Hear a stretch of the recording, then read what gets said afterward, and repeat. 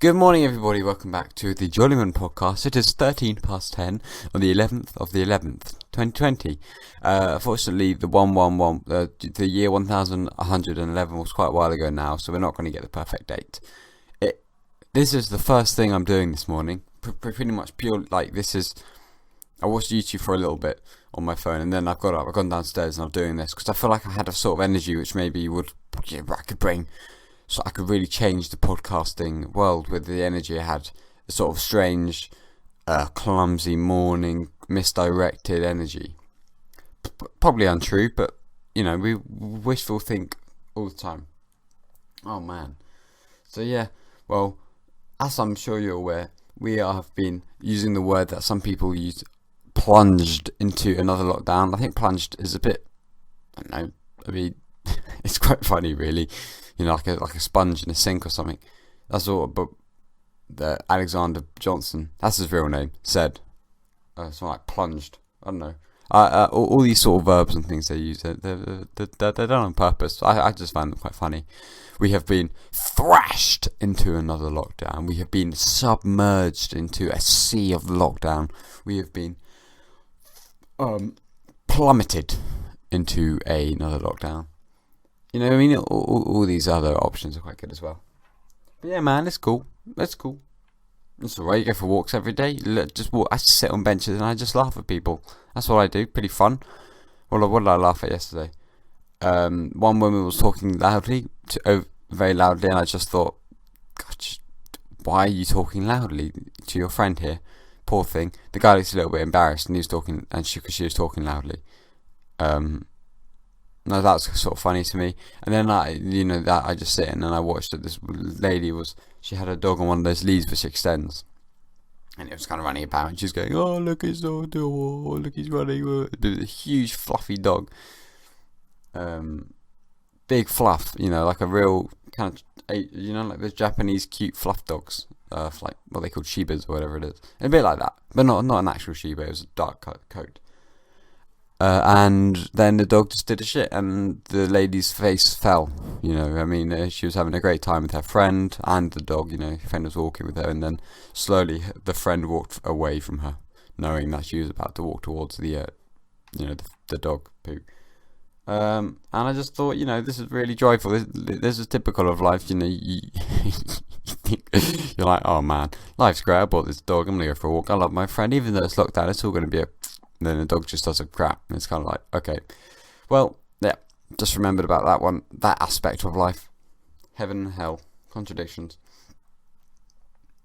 Yeah, the dog, I was sort of thinking the dog must find it kind of weird when we do that, when we have to go and pick it up.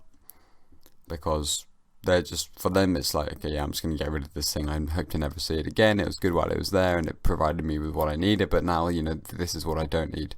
But then the humans go around like, oh god, I've got to pick that up, and then they put them in the bins. Maybe the dog thinks the bins are like really strange, and why are you storing all this in one place? Or maybe the dog is just focusing on the grass. It's all good fun. Man, my trips at Tesco's have been far, far less eventful than I anticipated during lockdown. I just go in, I pick my stuff, and I leave. There used to be queues. I used to get stuck behind like crackheads. I used to get stuck behind single mums who were talking the phone to what sounded like the man who didn't stay with her, and it all just sounds awful, and I sort of feel a bit miserable thinking about it. But this time, I was walking past the cabbage. I'll pick up a cabbage every now and then, not an iceberg lettuce or another kind of cabbage, and then off I trot. That was boring. I don't get to see any depression. God, it's all gone wrong. Yeah. The energy was working pretty well. My eyes are pretty much shut. Yeah, my during lockdowns, my sleeping patterns get really whack. Not even like, oh my god, what the hell? I'm going to bed at 6 a.m. Not like that. I find that stuff crazy. I don't understand how people do that. But I sort of get unimpressed at my ability to. I sort of don't do anything. Like, I've been trying to record this podcast for like 4 days, but I just haven't got around to it. I haven't been doing anything better. I've just been on my phone, going for walks. And I don't know. Where does it go? Where do the days go? Come on. what happens? I wake up, I'm awake for 14 hours, I go back to bed and I look back and I'm like, gee, I did fuck all. 14 hours.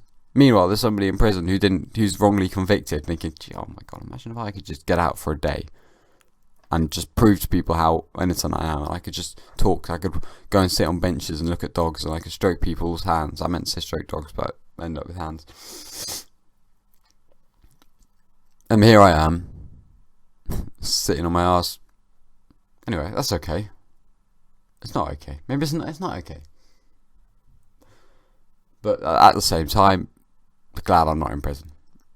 That's not where you want to be. I don't think. I just, I mean, I highly doubt, I don't know why I turned Arabic. I highly doubt I'll ever be in prison. I don't see it happening. If it does happen, it'll be like a really silly thing, which I thought kind of was alright. Like, not. I just thought, oh, that's fine. I mean, it's just sort of a bit silly, and everyone will get it. And but that's always what happens to me at school. I would never really get in any trouble. I mean, I was a bit cheeky and I had a laugh with my teachers, but then every now and then, every 3 years, I just get internally excluded. I'm like, okay, oh, there we are. There's a desk and here's my seat, and now I sit here for 3 hours. Sit here for 12 hours. Do I? Yep. All right. Thank you. Do I get given food? Yep. We're gonna bring you food, and then you're gonna sit silently, unwrap the cling film, and look despairingly at dry potatoes, and then you're gonna hand it back to me and stay in your seat for 2 days. Thank you, Alfie. Yeah. What did you do again? Oh yeah, you said one sentence at dinner at lunchtime, and it was a quite heavy sentence given. I mean, it was not at all racist or sort of. I mean, it wasn't racist. I'll give you that. But oh no, it wasn't. It was a your mum joke, and I ended. It wasn't even a joke. It was annoying me. I'm not going to say what it actually was because I kind of don't want it documented. But it was a typical thing. I just thought, you know what, this kid's pissing me off. He's been irritating me every day for the last year on my lunch table here. I've sort of had enough, and I just sort of flipped out with a comeback from him irritating me. And there went my any respect anyone ever had for me. Oh dear. Oh dear. Whoopsie. No, that's alright. But the thing is, I'm never going to have to deal with that kind of thing again. Comedy for me is not really an outlet for me being able to say awful things like it is for some performers. They enjoy that. I don't really like that. I don't really like walking into a room or walking on stage. I haven't done it, I don't think. I have done it, but not purposefully. I've had the result of what... I basically said something which just wasn't very funny, and you kind of get that... which you kind of get if you go up and say,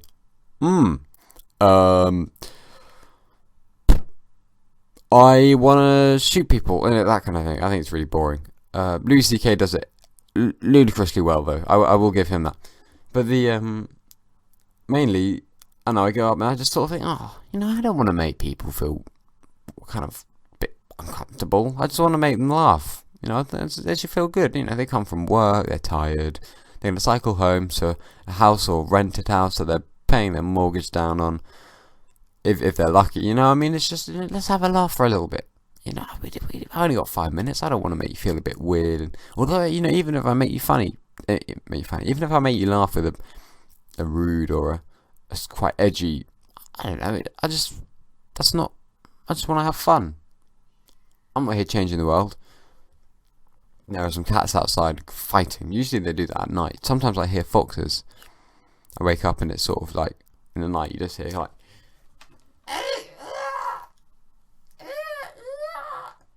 And you kind of think, oh, is that my alarm? And then you don't, nope, there's foxes talking dirty outside to each other. Getting it good on. A bit unnecessary, I think, for them to be so loud. Be considerate. At the end of the day, you're eating out of my food. You eat all the food I throw out. And now you're going to wake me up. Is that really? Don't bite the hand that feeds you, or don't wake up the hand that feeds you with the sound of your violent sexual behaviour. That's a better motto. I'm not cool with it. Man, wasted all the funny energy I had this morning. I just excreted it into that little Fox segment. I was quite happy with that though. That was quite good. I didn't know I was going to say that. Sometimes I come forth and I'm like, oh, I'd like to talk about eggs today. And I think, oh yeah, there's been this problem how there's 10 eggs instead of 12. And then I go and I do it and I'm like, it was okay. I don't really want to make a highlight out of that. But then every now and then you do something good. And you think, after us how many hours of this podcast have I done? This is episode 39, I believe. That's becoming 40. That would be 10 lots of 4, and each one's roughly 15 minutes. So 4 is 1 hour. So it'd be about 10 hours. I'm coming up for 10 hours of this podcast, and that was like one of the 6 times I've done something good. I've got my little trophy here for Year 8 Boys Rugby Player of the Year. I was so proud to win this. Honestly, it was a really big moment for me. Because I really still do. He's a good friend of mine. When I see him, the teacher, he was the rugby coach, and I went in school and I saw them yesterday. It was really nice, very nice, lovely person. But yeah, I don't know, it's a really big thing. Rugby was good. I was actually quite good at it, but I'm in an area where no one knows what rugby is. So I mean, all the guys I played with on my team, they're all great fun, good laughs, kind of hefty. They were all really powerful and physically dominant. But in terms of, I don't know, the sort of conceptual side of rugby where I don't know, they just weren't that good at. They were just shits, unfortunately. Just no idea what was going on. Half of them couldn't tackle at all. Like when I say couldn't tackle, it doesn't mean, this technique's wrong. I mean, he gets them down in the end, but it does. I mean, sort of just like when you see a vet stroking a horse with a little brush, and sort of the horse is just kind of standing there, kind of nonchalantly. That's kind of what they look like when they were tackling. They just sort of grapple calmly. And I just gave up on it. I was like, you know what, actually, Alfie, you come back from rugby every week looking like a bruised young man, and actually you're losing every single game. I genuinely lost with my club team. This is not an exaggeration. This is true. I played with them for 3 years, and I not once won a game. Let's say we play 2 matches a month. Quite accurate. Not once did I win a game. Won man of the match a few times, quite a few times actually. In fact, I got a few crowns. I was good, but not once did I win a match. And I mean, and then you ask, Alfie, why are you able to bomb 10? Why are you able to bomb and bomb and bomb and bomb and bomb when you're trying to, or die or whatever? Not do well on stage, but when you're trying to do an improvised thing because you find it really fun, but it's incredibly difficult. And you bomb and you bomb. Why do you keep going? How do you do it? This is nothing. I bomb for 5 minutes. I used to play rugby for an hour and a half and come back every single week for 3 years. So I'm built for this. I'm built different. It's in me. No, I'm glad I played rugby. It also brought, just being part of a team. It's always good fun, and that losing is sort of hilarious in a way. I don't know. I have fond memories, and you kind of get a hot dog every now and then from the team. They sometimes provide a little meal. But yeah, I thinking about it, my sort of memories of. I remember once I was quite young actually. I was probably 14, 13, and I tried to tackle. It was on this tournament, and there was this Welsh team, and we usually play against local teams. And it was this Welsh team, and I went to tackle this young man, and he didn't slow down one bit during, before, after the tackle. His momentum and velocity was constant, and I got flung. I still to this day cannot understand how I collided with. We were about the same size, probably a bit shorter, but maybe a little bit more stocky, but not a stocky guy, fast guy, but just built a bit heavier than I was. I was taller, and I just didn't even. I felt like a moth on a windshield. I just couldn't. I was just sat there on the floor. I remember I turned around to look at him run away towards my try line. He scored. It's just, to this day, I just don't understand what sort of physical interaction we had. What laws did we break? Why did he just not slow down? How did it work?